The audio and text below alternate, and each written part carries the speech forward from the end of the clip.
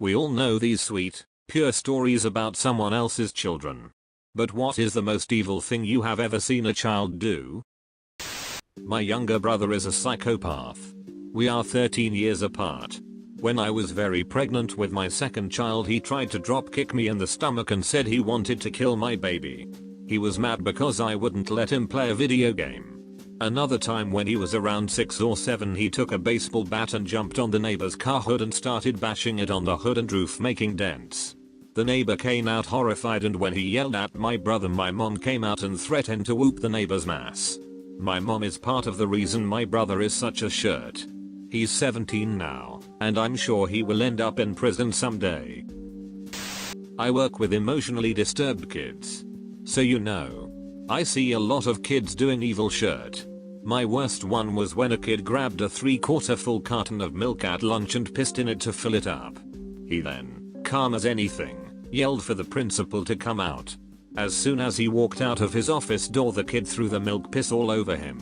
The principal was wearing a down jacket, and I'll never forget the milky piss soaking into it, covering his face and hair. It was my first week working in this sort of environment, so I hadn't reached the point where I'd normalized it, and was so beyond horrified. Honestly, the calm, creepy manner he did it, and the joy he got, makes this situation stick out more than the kid who cut up a rat, or the kid who set a frog on fire. I did childcare for a family with 3 kids, a girl who was 10 and 2 boys who were around 8 and 5. The youngest boy was a donk, to be honest. He was just mean. He'd hurt his siblings and me. Obviously a 5-year-old doesn't cause much damage, but he'd dig his nails into you, pull your hair, etc. He'd find it funny. He was also kinda manipulative and knew he could get away with anything, and seemed to play on that. He was extremely angelic looking, blonde hair and blue eyes and cherubic face. But he was a shirt. One winter evening, I picked the 3 kids up after some school performance and went to the local cafe. It seemed all the parents were going there to socialize, and we were all being picked up by the family's mom. So I was chatting at one of the tables with the parents while the kids played around. There were probably 15 kids of varying ages running around causing havoc. Suddenly, above the din, I hear a scream of pain. Quite obviously a different noise to the normal yelling and shrieking. I was too far away to see what had happened, but got a horrible feeling in my stomach. Then, one of the siblings ran up to me and told me what had happened. Apparently the 5-year-old shirthead had grabbed the hands of another kid and pressed them against the boiling hot radiator, holding them there while the kid screamed. I ran over there and berated him. The mother had already got to her own child, and he showed not 1 ounce of guilt or remorse. He was smiling when I ordered him to apologize to the other boy. Jesus. I'm half convinced he was a budding psychopath. My stepmother's nephew is 5 and showing signs of sociopathy. Last summer on a very, very hot day, he and his older sister were playing outside when the sister went into the shed for something. The 5-year-old sat the door and locked the Yale lock. He went inside and didn't tell anyone what he had done. About an hour after she'd been in the shed, his mother asked where his sister was. He said he didn't know. Another hour later, she asked if the girl had been back, and the 5-year-old said no. They live up the hill from stepmom's other sister, who also has kids, so the middle sister figured the girl had gone to see her cousin. But then dinner time came and she hadn't texted or called, hadn't come home.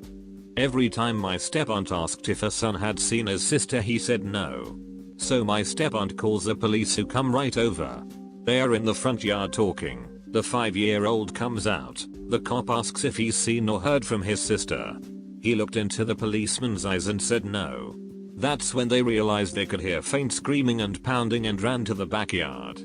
Step-aunt unlocks the shed and the girl runs out, completely drenched in sweat, screaming and crying her eyes out, dehydrated. She had wet herself from stress and had thrown up. She was showing signs of hypothermia. The cop called for an ambulance. Meanwhile, the daughter tells them that she had gone into the shed for the water guns when she heard the door shut and lock. She said little brother had been the only one out there with her. They turned and he was just grinning at them like he was enjoying himself.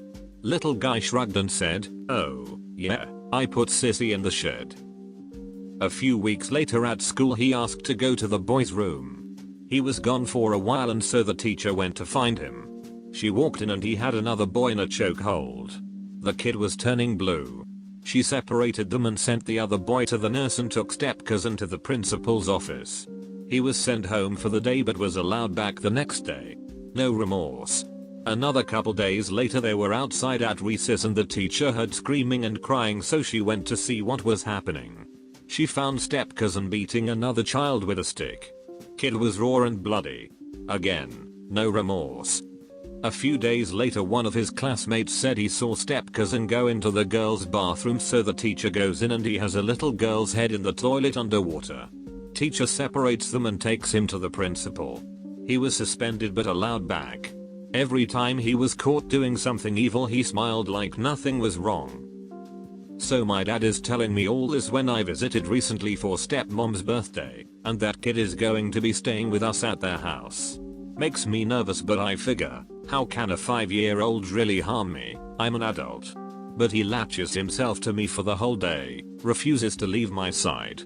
Acting real sweet and loving, wants me to stroke his hair so he can go to sleep, wants to sit on my lap while we watch a movie.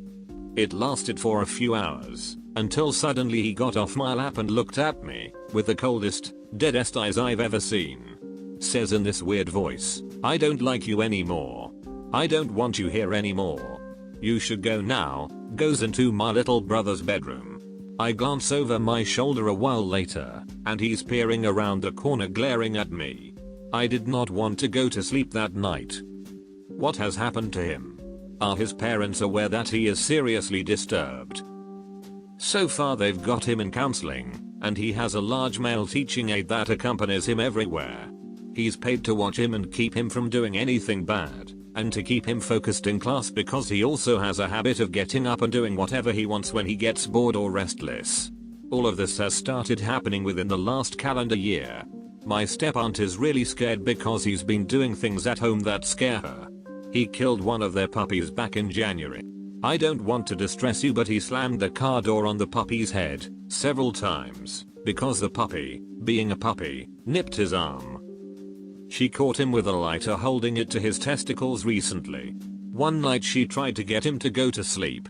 He threw a tantrum before running into the kitchen. He grabbed a knife and held it to his throat, slicey side to skin. She was sitting on the sofa and he climbed up and kicked her in the face, hard, and laughed. They live in the mountains, so when they go anywhere they're driving past steep mountainsides. The other day he climbed out of his booster seat and put his hands over her eyes as she was driving. She's scared he's going to kill her and her daughter, but she doesn't know what to do. She's a single mom and she has a good job, she just doesn't have insurance. The kids get the basic state insurance. She doesn't know if she should put him in an institution or if there's one that would take a 5-year-old. He told a teacher that his mother was sexually abusing him. CPS investigated and she was cleared. She said he smiled while he lied. My stepmom, her sister, is a retired detective, so she's trying to help as best she can, but we live in different states. No one really knows how to help. People don't like to think it possible, but there are those who are simply born this way. Nothing happened. Their brains are just ducked. You want to see some really heartbreaking, absolutely chilling shit? Go to YouTube and type in child sociopaths. You'll pee. My cousin, 6 or 7-year-old, I think she was jealous of the new puppy, so she threw the little buddy out of the window. I remember her mom telling us, like, well, shirt kids do, with an awkward smile on her face and terrified on the inside. Edit, from a 3rd floor. In kindergarten, about once a month the disturbed, mentally challenged kids would come play with the regular kids. I still remember to this day one of the kids filling his mouth with tan bark, small wood chips, then chewing and swallowing them before anyone could stop him. He had splinters all in his teeth and lips, and then he started running around laughing, bleeding out of his mouth, throwing tan bark and spitting on people. When I was a kid I had a friend who lived on a farm and we'd play out in the barn. Up in the hayloft I found a kitten skeleton with a purple jump rope knotted hard around its neck. My friend said his little sister, 5 maybe, did it so she could swing the cat around, and when they found that this had killed it, they agreed to stash it up in the loft to stay out of trouble. When I was in preschool, some kid, a little mental, snuck up behind me with safety scissors and snipped a hole in my cheek.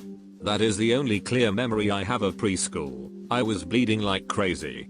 Edit. Sorry to disappoint you guys, but it was on my right face cheek, not my rear cheek.